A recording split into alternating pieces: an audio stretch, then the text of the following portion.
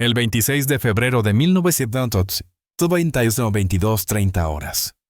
El desierto abierto de Wadi al-Batin, Kuwait.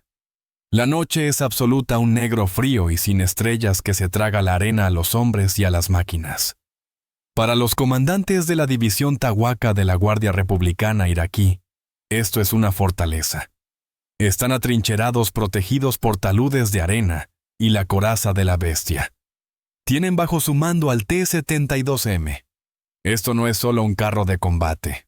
Es un símbolo. Es el descendiente directo de las máquinas que aplastaron los Panzer de Hitler en Kursk. Es el puño de la filosofía de diseño soviética. Letal, numeroso y brutalmente eficaz. Su cañón de ánima lisa de 125 millas. Un asesino de trayectoria tensa temido en cada ejercicio de campo, desde las llanuras de Europa del Este hasta las montañas de Afganistán. Esa noche sus tripulaciones esperan escrutando a través del resplandor verdoso de sus visores de infrarrojos activos. Están seguros de sí mismos. Son cazadores. Entonces la noche susurra. Al principio no es un sonido. Es una sensación, un cambio de presión. Un zumbido grave y extraño que parece venir de todas partes y de ninguna. Es el sonido de una turbina de un motor a reacción sobre la arena. Los comandantes iraquíes en sus búnkeres escuchan el tráfico de radio. Confusión estática. Luego un reporte. Blindados enemigos a la vista. Pero la distancia está mal. Es imposible. Más de 3.000 metros. El cañón del T-72 está calibrado para un fuego eficaz a 2.000 como máximo. Los visores son inútiles, más allá de eso. Un sargento en un T-72 de cabeza enciende su tosco proyector L4 Ampere, una enorme lámpara infrarroja montada junto al cañón.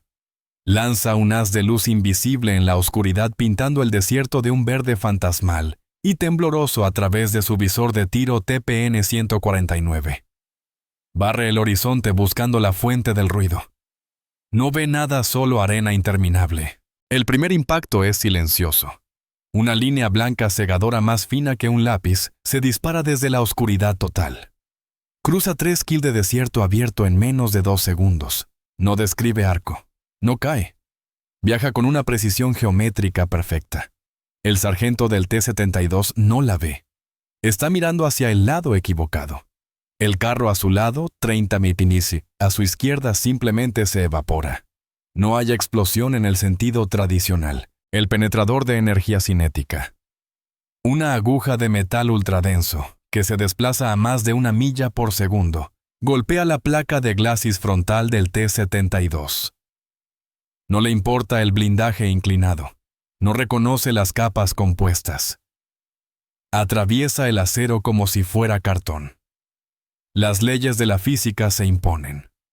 La fricción de ese paso calienta el dardo metálico hasta convertirlo en un plasma sobrecalentado. Al entrar en el compartimento de la tripulación, una sobrepresión catastrófica lanza la torre de 18 toneladas a 40 pies de altura. Un disco giratorio de fuego. El carrusel de munición debajo se enciende en una detonación tipo Jack in the Box, que vaporiza al instante a la tripulación de 3 hombres. El sargento hace girar su propia torre. El pánico le araña la garganta. ¡Contacto! ¡Contacto! ¿Dónde está su radio? Aúlla. Otro carro es alcanzado. Y otro. Líneas blancas al rojo vivo atraviesan la oscuridad lanzadas por fantasmas invisibles. Las tripulaciones iraquíes responden al fuego a ciegas. Sus cañones de 125 mm truenan enviando proyectiles de alto explosivo hacia la negrura. Los proyectiles no encuentran nada. Estallan inofensivamente en la arena a kilómetros de sus objetivos. Un comandante con la voz tensa de terror grita por la red: usen los AT-11. Fuego con misiles. El T-72M tiene un arma secreta. El 9mm-119. Esvira un misil disparado desde el cañón principal. Es guiado por un haz láser. El artillero del carro de cabeza adquiere lo que cree que es un blanco. Un parpadeo de calor, una forma en la oscuridad. Dispara. El misil sale gritando del ánima. Mantiene la cruceta firme pintando el objetivo con el láser. Por un momento cree que ha conseguido un blanco. El misil vuela recto. Entonces el haz láser simplemente se dispersa. Se difumina desviado y confundido por una pared invisible de humo y luz. Su sistema de guiado parpadea y muere. Su misil se desvía perdido. Un instante después un proyectil alcanza su propio carro. No es un dardo cinético, es una carga hueca. Quema las orugas dejándolo inmovilizado. Su tripulación está viva pero atrapada. Observan por sus periscopios cómo todo su batallón es aniquilado a su alrededor de manera sistemática, clínica e imposible. No están en una batalla, están en una ejecución. A miles de kilómetros al norte, en una sala de informes sin ventanas en Moscú, el ambiente no es de pánico, es de un frío terror académico. Los hombres que observan la borrosa señal de televisión no son iraquíes. Son generales soviéticos, mariscales del Ejército Rojo y analistas superiores del GRU. El canal es CNN. Están viendo en directo cómo la columna vertebral de toda su doctrina militar se rompe y arde. Ven imágenes térmicas verdosas y borrosas transmitidas desde una cadena de noticias estadounidense, mostrando pequeños cuadrados blancos incandescentes, sus carros siendo abatidos uno, por diminutos cuadrados negros. Ven columnas de T-72 y de T-55, un mar rodante de acero soviético atrapado en una autopista llena de blancos. Esto no se supone que sea posible. El T-72 es el pan de cada día del Pacto de Varsovia. Miles de ellos apuntan hacia la brecha de Fulda en Alemania, listos para abalanzarse sobre las fuerzas de la OTAN. Todo el plan soviético para una Segunda Guerra Mundial depende de esta sola máquina y de la doctrina del asalto acorazado en masa. Lo que están viendo en CNN no es un combate justo, ni siquiera es un combate. Es una masacre tecnológica. Un coronel del GRU con el rostro pálido se vuelve hacia su superior. ¿Qué los está golpeando? El general no aparta la mirada de la pantalla. No lo sabemos. Los iraquíes tienen el modelo de exportación, el T-72M. Es inferior, ofrece el coronel, un ruego desesperado en busca de una explicación racional. Nuestros propios T-72B, el T-80, llevan blindaje reactivo Contact Sync. Son superiores. Lo son, responde el general con la voz casi en un susurro. Los reportes del campo, las penetraciones ocurren a distancias que nosotros ni siquiera podemos ver. Están sucediendo en la oscuridad, donde nuestra mejor visión nocturna es ciega. Los iraquíes disparan, y sus proyectiles, dicen, están rebotando. Rebotando. Golpea un expediente sobre la mesa. Tenemos informes preliminares de nuestros agregados en Bagdad. Son incoherentes. Hablan de fantasmas de muerte susurrante de carros que se mueven a más de 70 kilómetros por el desierto abierto, disparando con precisión perfecta mientras avanzan. La sala queda en silencio. Disparar en movimiento de noche a más de 3.000 milch. Esto no es una ventaja cuantitativa. Es una nueva dimensión de la guerra. Es un fantasma. Un analista joven al fondo recién salido de la Academia de Ingeniería carraspea. Todos se giran. Camarada general, ¿y si el problema no es el carro, sino el sistema?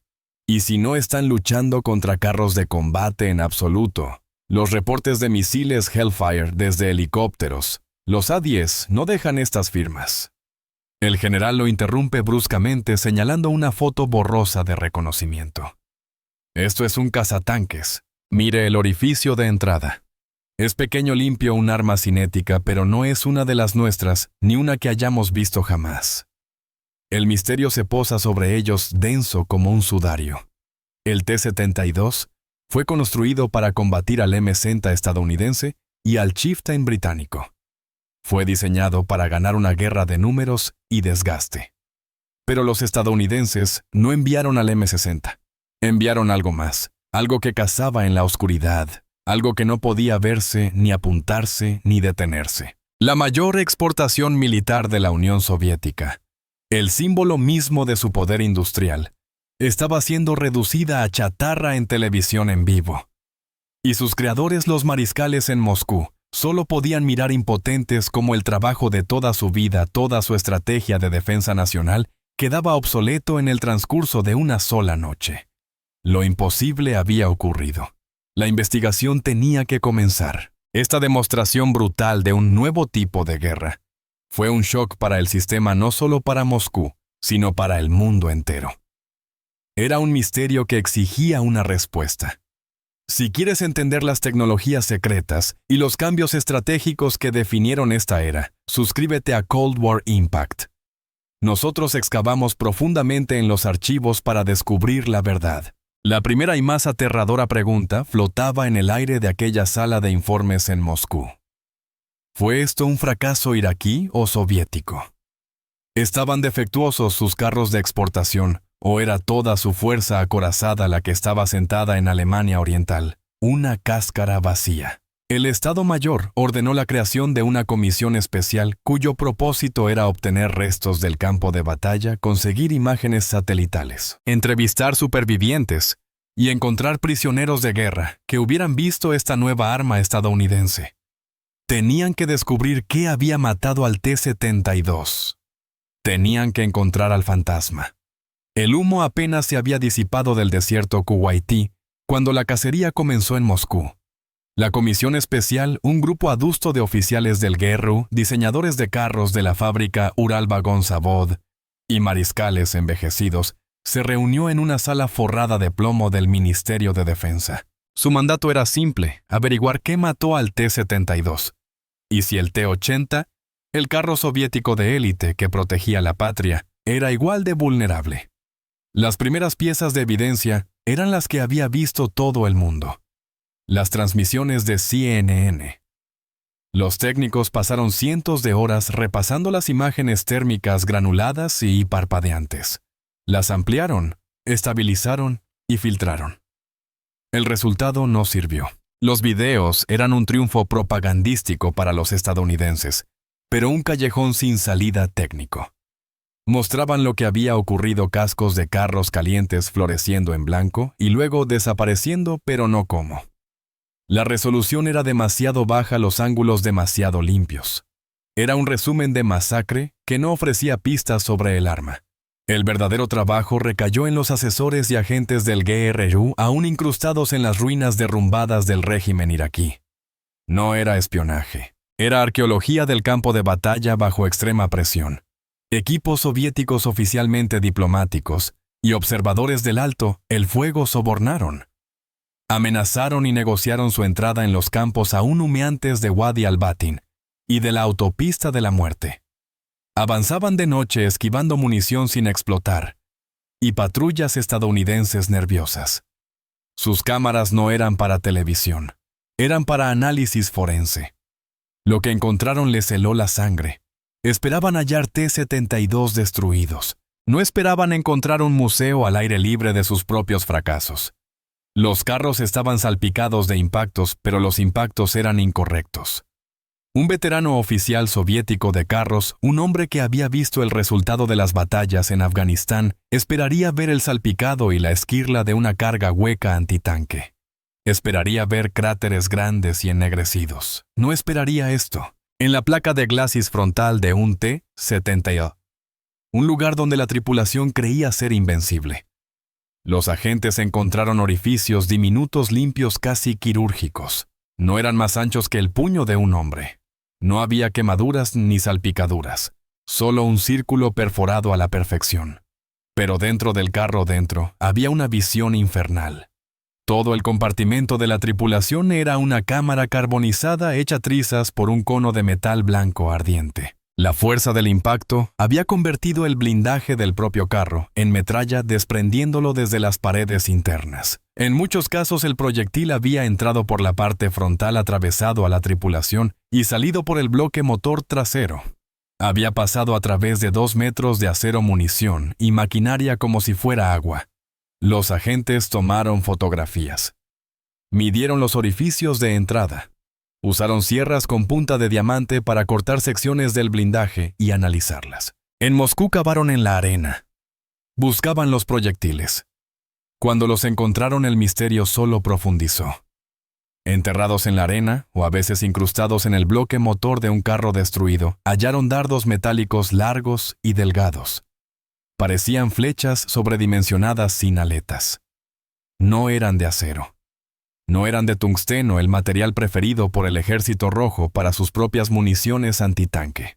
Eran negros metálicos e increíblemente pesados. Cuando las primeras muestras fueron enviadas a los laboratorios metalúrgicos del campo de pruebas de Kubinka, los espectrómetros arrojaron un resultado que dejó atónitos a los ingenieros más del 98. Uranio empobrecido. Uranio empobrecido, el subproducto del enriquecimiento nuclear. Un material que los soviéticos conocían bien, pero que consideraban problemático. Era pirofórico ardiendo al impacto. Era tóxico. Era políticamente complicado. Y aparentemente, era el material más denso que su enemigo podía lanzarles a velocidades que desafiaban sus propias fórmulas físicas. Esto no era un proyectil. Era un meteorito fabricado por el hombre. La inteligencia humana, sin embargo, era aún más aterradora. Operadores del GRU se sentaban en habitaciones oscuras en Damasco y Amán, interrogando a comandantes de carros iraquíes frenéticos y desmoralizados que habían escapado a la matanza. Las historias eran salvajes, contradictorias y cargadas de un miedo primario que rozaba la superstición. Un comandante, un coronel de la división Tahuacalna, miraba fijamente la pared con las manos temblando. «Estábamos en nuestra mejor posición», susurró. «Estábamos usando el TPN para buscar. No vimos nada. Ni una luz, ni un destello de calor. Nada. Entonces mi punto. Simplemente explotó. La torre subió recto. Giró. Lo vi. Giró». ¿Respondieron al fuego?, preguntó el agente del GRU.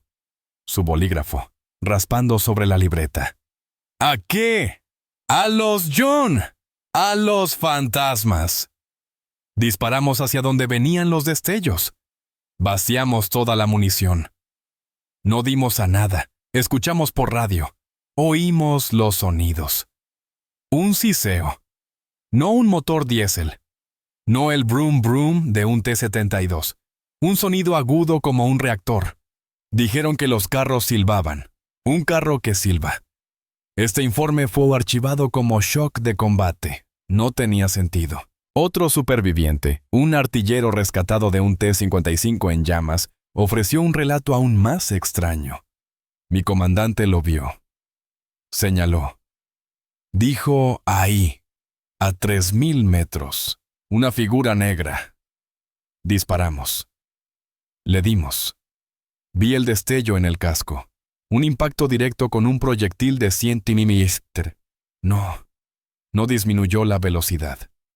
Solo siguió avanzando. Se detuvo, disparó. Y la escotilla del comandante desapareció. Yo corrí. Estos reportes construyeron una leyenda. Un nuevo supercarro estadounidense había entrado en el campo de batalla. Era un monstruo. Se movía en silencio con un silbido agudo. Era invisible de noche. Su blindaje era tan grueso que los cañones soviéticos de 125 mm, los más poderosos de su arsenal, eran inútiles. Y su cañón disparaba una bala mágica que no podía ser detenida. En Moscú, la Comisión Especial intentó separar los hechos de la ficción. Sus escritorios estaban cubiertos de datos contradictorios. Teoría 1. El blindaje. Esta era la favorita entre los oficiales veteranos. Los reportes de proyectiles rebotando eran clave. Los estadounidenses debían haber perfeccionado el blindaje compuesto. Los servicios de inteligencia llevaban años persiguiendo rumores sobre una invención británica llamada blindaje Chobham. Creían que era un sándwich de cerámica y acero. Ahora estaba claro que los estadounidenses lo poseían y que había vuelto obsoleto todo el arsenal soviético de municiones HIT y de alto explosivo. La comisión recomendó un programa urgente para desarrollar nuevas ojivas HIT más potentes. Teoría 2. El cañón. Los ingenieros jóvenes y de mentalidad técnica se centraron en los dardos de uranio empobrecido. Argumentaban era el verdadero peligro. El blindaje no importaba si el proyectil podía perforarlo todo. El problema no era la defensa del T-72. Era el ataque estadounidense. Esto era un fracaso metalúrgico. Los soviéticos necesitaban su propia bala de plata. Necesitaban mejorar sus propios APFSDS. Municiones APEEDS, proyectiles perforantes estabilizados por aletas con sabot desechable. La orden salió hacia las oficinas de diseño: necesitamos un proyectil más largo, más pesado y más rápido. Los programas Svinets 1 y Svinets 2, destinados a crear nuevas varillas de uranio y tungsteno, recibieron la máxima prioridad. Teoría 3. Los visores. Esta era la teoría más oscura, la que los generales no querían discutir. La defendía un especialista en inteligencia de señales que había pasado su carrera estudiando la electrónica estadounidense. Señaló los reportes. No vimos nada. Señaló las imágenes de CNN borrosas como eran. Camaradas, dijo, ellos no están usando focos infrarrojos. No son sistemas activos. Son pasivos. No buscan un reflejo. Están viendo el calor del tanque mismo. La sala se enfrió. El sistema de visión nocturna del T-72, el TPN-1, era un sistema activo. En efecto, era una linterna infrarroja gigante e invisible. Para ver tenía que proyectar un ACIR. El especialista explicó la terrible implicación. Cualquier tanque estadounidense con un visor térmico pasivo vería a nuestros T-72 tan brillantes como un faro a kilómetros de distancia. Estábamos ciegos. Peor aún, en el momento en que intentábamos ver, nos volvíamos un objetivo iluminado para ellos.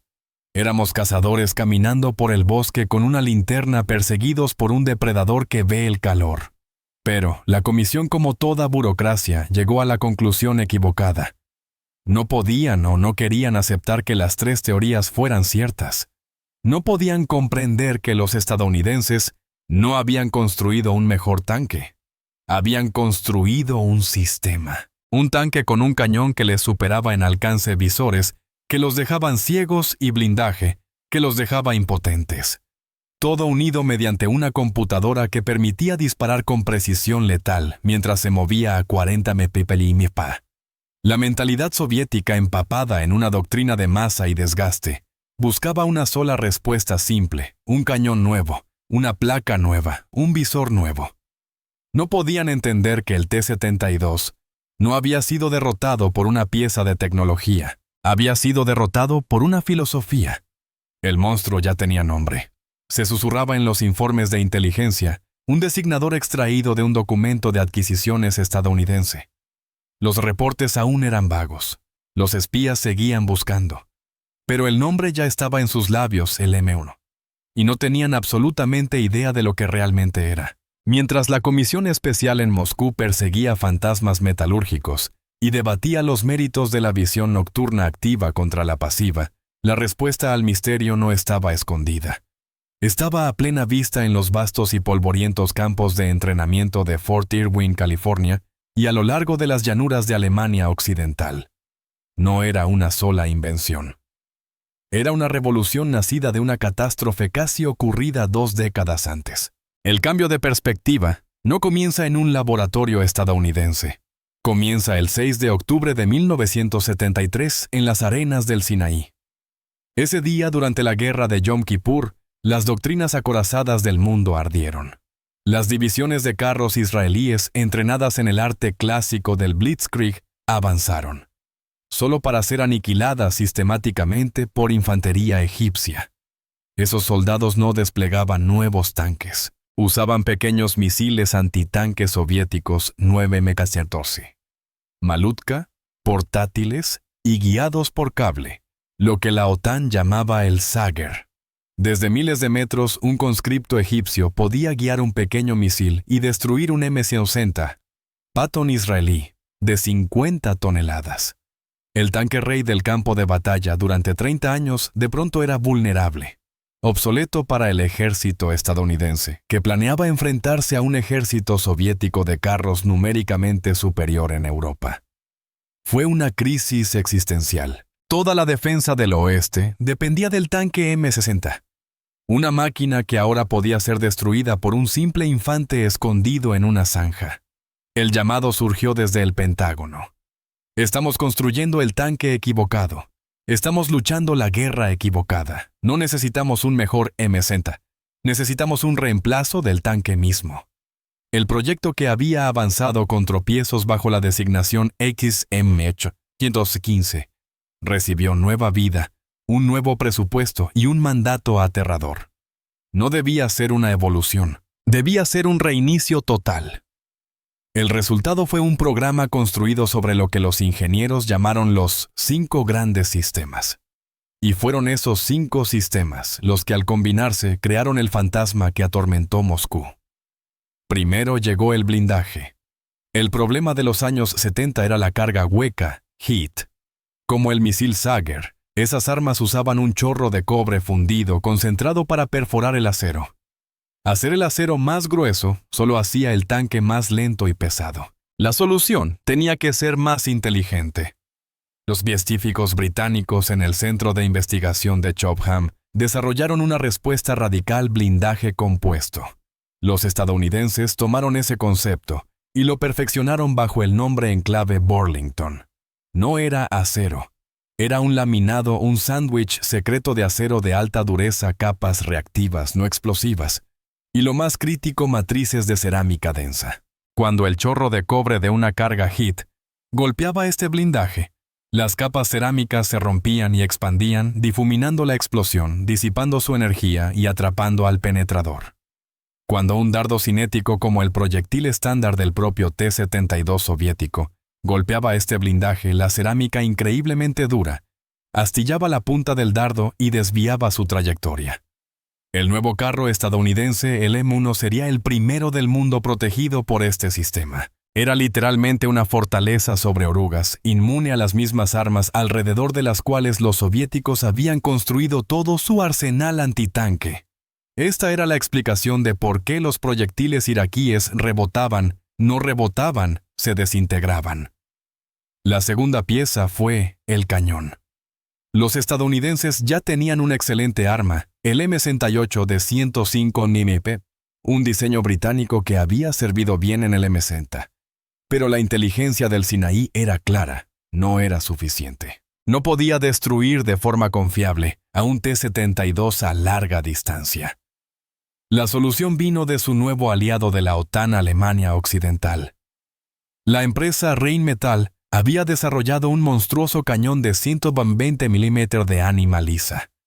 Un ánima lisa, a diferencia de un cañón estriado, permitía que un proyectil alcanzara velocidades realmente extremas. Y ese proyectil era el M829, apodado la bala de plata. Era una varilla larga y delgada de uranio empobrecido montada en un sabot desechable. Esa era la explicación del agujero quirúrgico. El cañón del M1 podía disparar este dardo de 10 libras a 1.670 millas, más de 3.700 data. A esa velocidad, la física tomaba el control. El dardo no explotaba. Simplemente llegaba con tanta energía cinética que convertía el acero en líquido. El M1 fue diseñado desde el principio para ser un francotirador de largo alcance. Podía destruir un T-72 a 3.000 mm mucho antes de que el cañón del T-72, con un alcance efectivo de 2 pudiera siquiera devolver el fuego. La tercera pieza, y la más devastadora, fue la visión. Los generales soviéticos tenían razón en temer. Sus sistemas infrarrojos activos eran en realidad balizas brillantes. El M1 tenía algo completamente distinto. Era uno de los primeros vehículos de producción del mundo equipado con un sistema térmico pasivo. Este visor térmico no proyectaba ningún haz. Era una cámara superenfriada altamente avanzada que no veía luz, veía calor. En una noche fría del desierto, un T-72 con su motor encendido, sus orugas calientes por la fricción y el cañón recalentado tras cada disparo, brillaba como una hoguera en el visor del artillero del M1. La tripulación estadounidense podía permanecer sentada con el motor apagado en silencio total, escaneando el horizonte. Podían verlo todo: un tanque caliente, un soldado tibio, un camión recién detenido a kilómetros de distancia en oscuridad total, a través de humo, polvo e incluso niebla. Los iraquíes estaban ciegos. Los estadounidenses eran dioses empuñando el poder de la visión en un mundo totalmente apagado. Y no era solo un visor. El M1 tenía un sistema Hunter-Killer. El comandante del carro disponía de su propio visor térmico independiente. Podía explorar el campo de batalla, encontrar un objetivo y designarlo. Con solo presionar un botón, la torre se alineaba automáticamente con la mira del artillero, bloqueando el nuevo blanco. El artillero disparaba, destruía el tanque enemigo, y mientras tanto el comandante ya estaba buscando el siguiente objetivo. Buscar, girar, matar. Buscar, girar, matar. Así era como un solo M1 podía destruir múltiples T-72 en menos de un minuto, con una velocidad y eficiencia que para sus víctimas parecía el ataque de un batallón entero de fantasmas. La cuarta pieza era el motor. Ese sonido de silbido que reportó el coronel iraquí no era un delirio del campo de batalla. Era el sonido de un reactor. El M1 no funcionaba con un motor diésel. Estaba impulsado por una turbina de gas Honeywell, AGT 1500, de 1500 caballos de fuerza. Era en la práctica un motor de helicóptero, instalado dentro de un chasis de 60 toneladas. Era más silencioso que un diésel, tenía menos partes móviles y podía funcionar con casi cualquier líquido inflamable, diésel, gasolina, combustible de aviación, e incluso, como bromeaba un comandante, tequila barato. Pero su verdadera magia era la aceleración. Podía impulsar el enorme carro de 0 a 20 mph en solo 7 segundos. Esto le daba al M1 una agilidad aterradora. Podía asomarse por una cresta, disparar el cañón y retroceder a cubierto antes de que la lenta torre de un T-72 pudiera siquiera girar para apuntar. Finalmente, estaba la fuente secreta, la computadora balística digital. Este era el cerebro que unía todo. Un artillero soviético tenía que usar un telémetro primitivo y ajustar manualmente su puntería por distancia y viento. Era una estimación. El artillero del M1 simplemente colocaba la cruz en el objetivo y presionaba un botón. Un telémetro láser preciso a unos pocos metros enviaba instantáneamente la distancia a la computadora. Sensores en el techo de la torre medían velocidad y dirección del viento. Un péndulo interno medía la inclinación del tanque. La computadora procesaba todos esos datos: distancia, viento, tipo de munición, presión barométrica, incluso la curvatura térmica del cañón, y en una fracción de segundo calculaba la solución de tiro perfecta. Movía el cañón a la elevación exacta. El artillero solo tenía que apretar el gatillo. Esta era la explicación del misterio de disparar en movimiento. El sistema de estabilización del M1 era tan avanzado que la mira del artillero permanecía perfectamente fija en el objetivo incluso mientras el tanque avanzaba a 40 mph sobre terreno irregular. El propio cañón, estabilizado por giroscopio, flotaba como si estuviera desconectado del chasis, que se sacudía violentamente. El comandante podía estar bebiendo café sin derramar una gota. El artillero podía mantener la puntería perfecta. Este era el fantasma. No un tanque, sino un sistema. Una máquina con blindaje compuesto que detenía los proyectiles soviéticos, un motor de turbina que la hacía rápida y silenciosa, un visor térmico que la convertía en un cazador invisible, y un cañón guiado por computadora, que la hacía un asesino perfecto. Mientras los soviéticos en Moscú investigaban un asesinato, los estadounidenses en sus bases del desierto afilaban el cuchillo, seguros de que su enemigo no tenía idea de lo que estaba a punto de golpearlo. La confrontación, cuando finalmente llegó, no ocurrió en un campo de batalla. Sucedió en un campo de tiro estéril y mojado por la lluvia en Meppen, Alemania, en 1990. El muro de Berlín había caído. La Guerra Fría en la práctica había terminado. En un gesto sorprendente de transparencia, o quizá de confianza abrumadora, el recién reunificado gobierno alemán y el ejército de los Estados Unidos invitaron a una delegación de altos oficiales soviéticos a observar una demostración de fuego de la OTAN. La Comisión Especial de Moscú, sus rostros adustos, sus cuadernos llenos de fotos granuladas e informes contradictorios de Irak, asistió. Estaban allí para ver al monstruo de una vez por todas. Se situaron en una torre de observación de hormigón binoculares, en mano, mirando cómo la niebla se levantaba del campo de tiro. Primero los alemanes demostraron su nuevo Leopard 2U4. Era impresionante.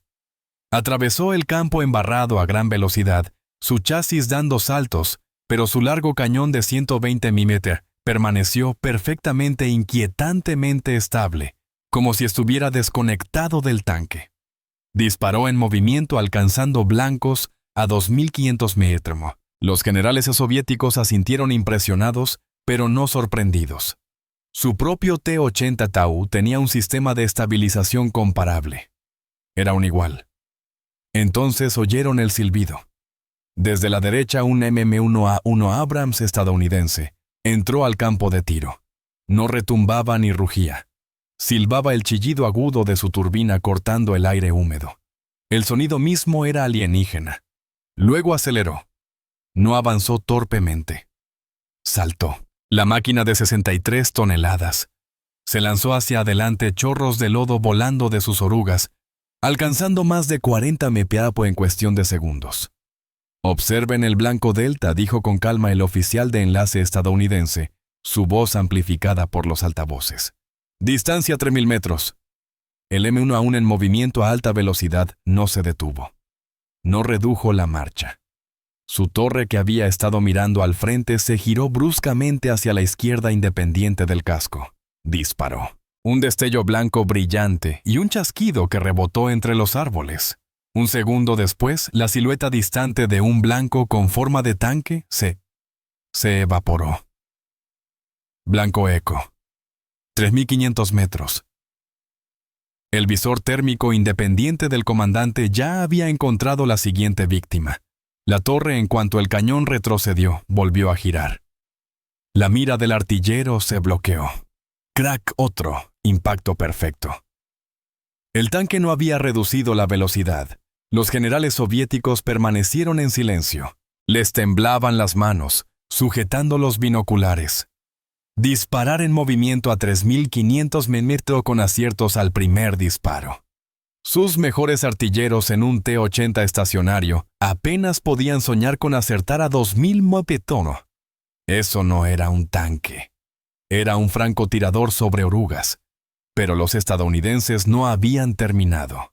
No era una demostración. Era una ejecución. «Prepárense para el fuego estático», anunció el oficial de enlace. A la marca de 500 metros. Un camión de arrastre dejó un objeto en el campo.